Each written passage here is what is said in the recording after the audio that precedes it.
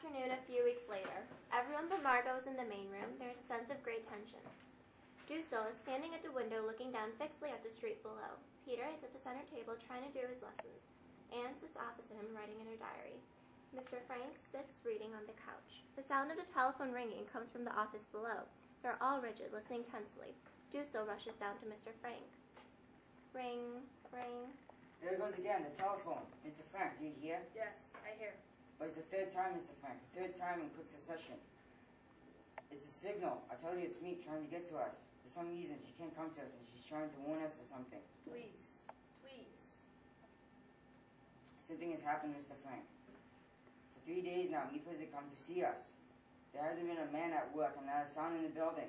Perhaps it's Sunday. We may have lost track of the days. I don't lose track of the days. I know exactly what day it is. It's Friday, the 4th of August, and not a man at work. Mr. Call is dead. That's the only explanation. He's dead and they closed down the building. And he was trying to tell us. She'd never telephone us. Mr. Frank, answer it. I beg you, answer it. No. And listen. You don't have to speak. Just listen and see if it's me. For God's sake, I ask you. No, I told you no. I'll do nothing that might let anyone know we're in the building. Mr. Frank's right. There's no need to tell us whose side you're on. If we wait patiently, quietly, I believe that help will come. There is silence for a minute as they all listen to the telephone ringing. I'm going down.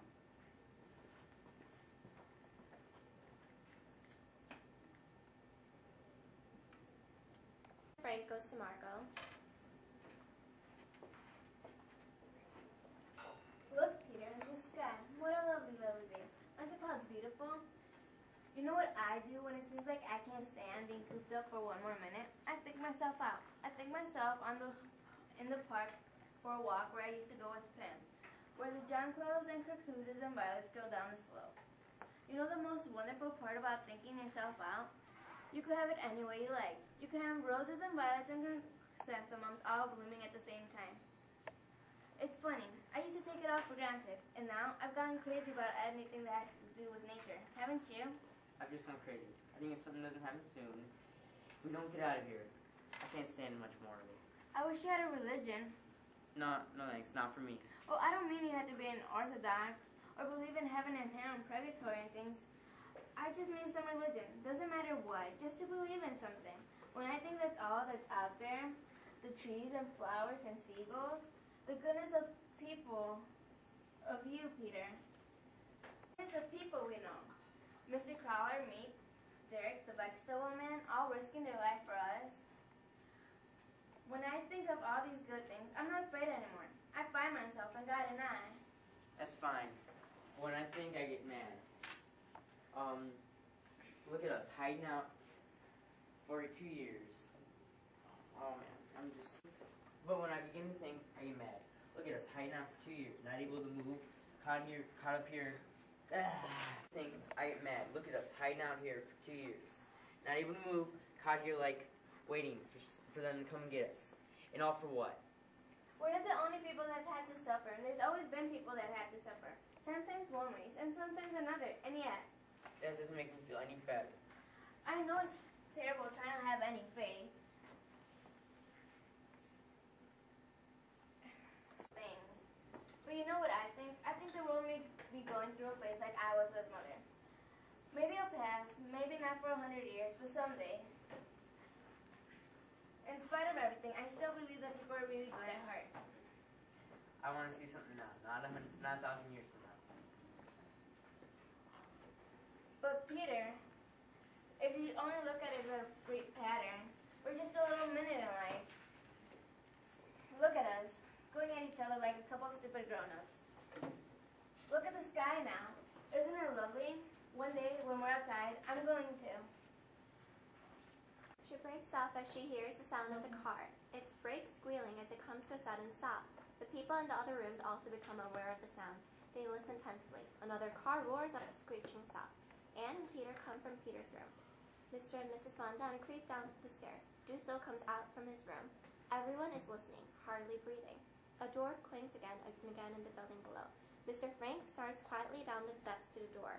Dussel and Peter follow him. The others stand rigid, waiting, terrified.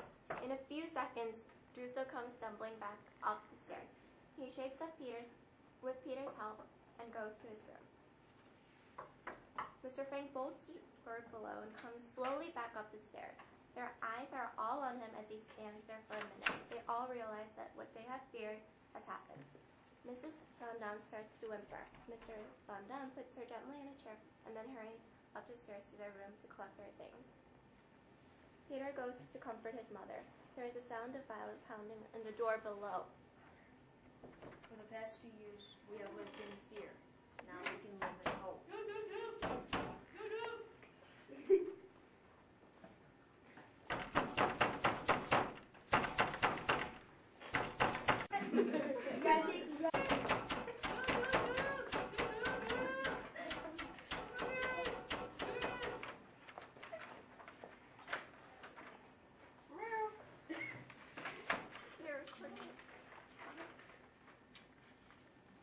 Seems our stay here is over. They're waiting for us now.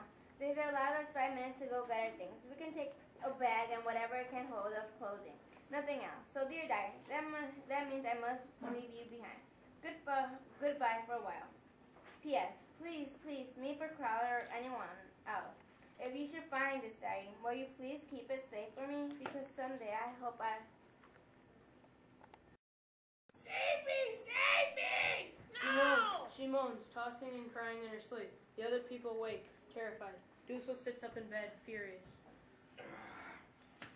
Shush, Annie, for God's sake. Shush! Don't do it! Don't take me! She screams and screams. Quiet!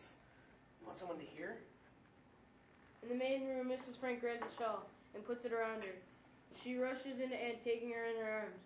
Mr. Frank hurriedly gets up, putting on his overcoat. Margot sits up, terrified.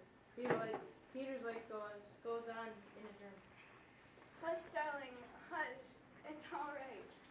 Will you be kind enough to turn on the light, Mr. Dussel? It's nothing, my darling. It's just a dream. Dussel turns on the light in the bedroom. Mrs. Frank holds Anne in her arms. Gradually, Anne comes out of her nightmare, still trembling with horror. Mr. Frank comes into the room and goes quickly to the window, looking out to be sure no one outside has heard Anne's screams. Mrs. Frank holds Anne, talking softly to her.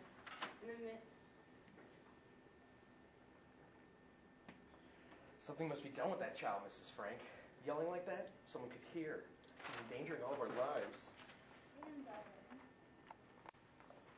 Anne, darling. Every night she twists and turns, tossing in her sleep. I don't sleep. I spend half my night shushing her. And now it's nightmares? You're here, safe, you see? Nothing has happened. Please, Mr. Dussel, go back to bed. Thank you. She'll be herself in a minute or two, won't you, Anne? Thank you, but I'm going to WC, the one place where there's peace. He stalks out. Mr. Van...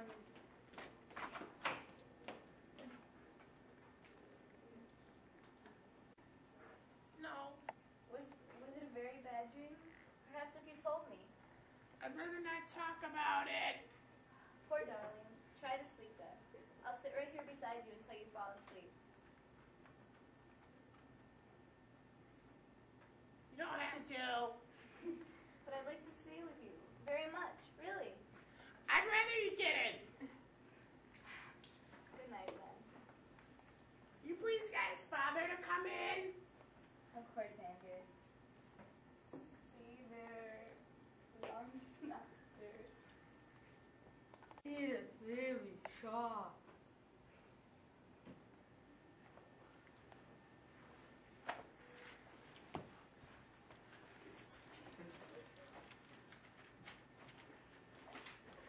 Broke on the door, grabbed me, and took me away.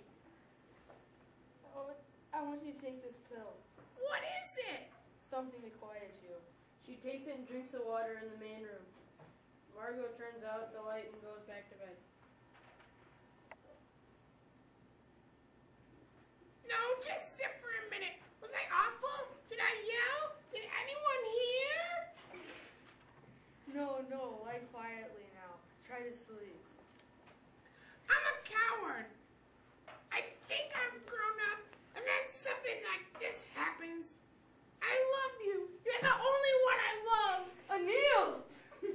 It's true, Father. I've been thinking about it a long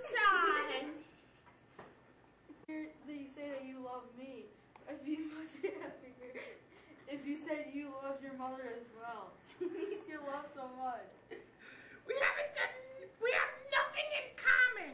She doesn't understand me. When I try to explain my views on life, she just asks me if I'm constipated.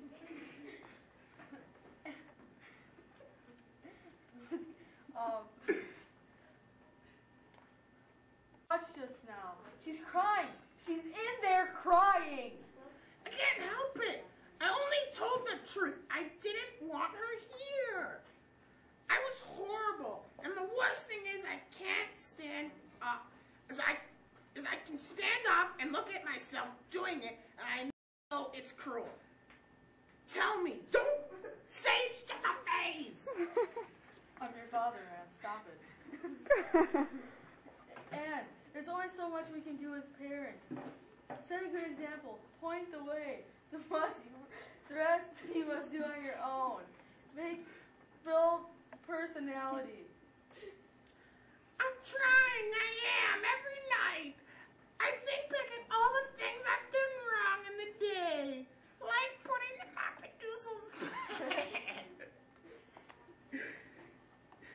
And now, with Mother, I say it's wrong. I've made up my mind. I'm never doing that again. I may do worse things, but never that. I have a nice side, a sweet side.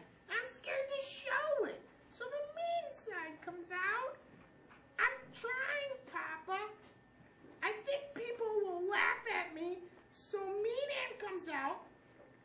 I keep trying to switch them and be what I would like to be, what I hope to be. If only. She's asleep. Mr. Frank watches her for a moment and turns off the light and starts up.